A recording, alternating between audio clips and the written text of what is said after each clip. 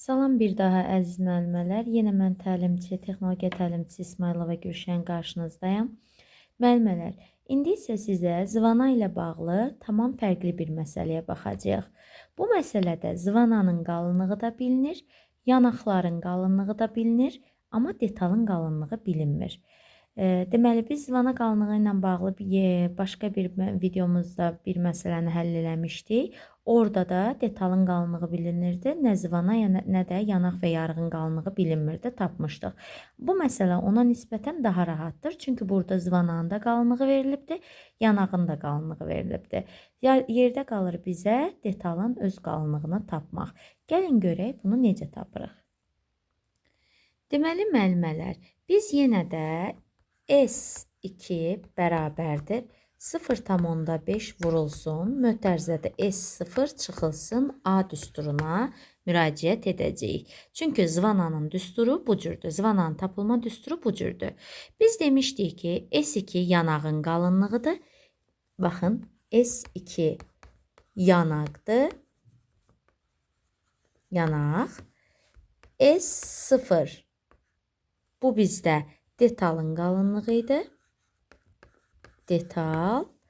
Amma A isə zıvananın qalınlığı idi. Zivana. A isə zivananın qalınlığı idi. Deməli, S2 yanağın qalınlığını göstərirdi. S0 detalın qalınlığını göstərirdi. A isə zivananın qalınlığını göstərirdi. Bizə deyir ki, yanağın qalınlığı 3,6-dır. Yəni, S2-miz bərabərdir 3,6-ya. Sonra, detalın qalınlığı bilinmir. Ona görə detalın qalınlığına heç nə yazmırıq. Hələ ki, ya da X yazaq, yəni bilinməyəndə. Zıvananın qalınlığı isə 4,8-ə bərabərdir.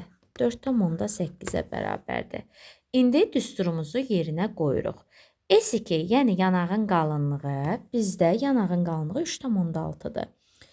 3,6 sonra düsturumuzda necə deyirdi? S2 bərabərdir 0,5 vurulsun, mütərizədə S0 çıxılsın A.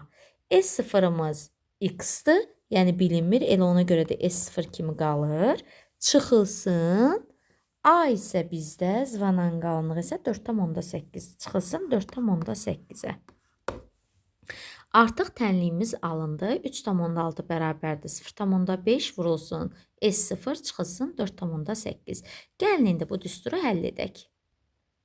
Deməli, müəllimələr, dediyimiz kimi bu tənliyi ilə davam eləyəcəyik. 3,6 bərabərdir 0,5 vurulsun, S0 çıxılsın 4,8-ə. Burada mötərizənin içində tənliyimizin məhsulu mötərizənin içində olduğuna görə həmin bu hissəsi çıxır qarşıya. Yəni, S0 çıxılsın 4,8-ə bərabərdir.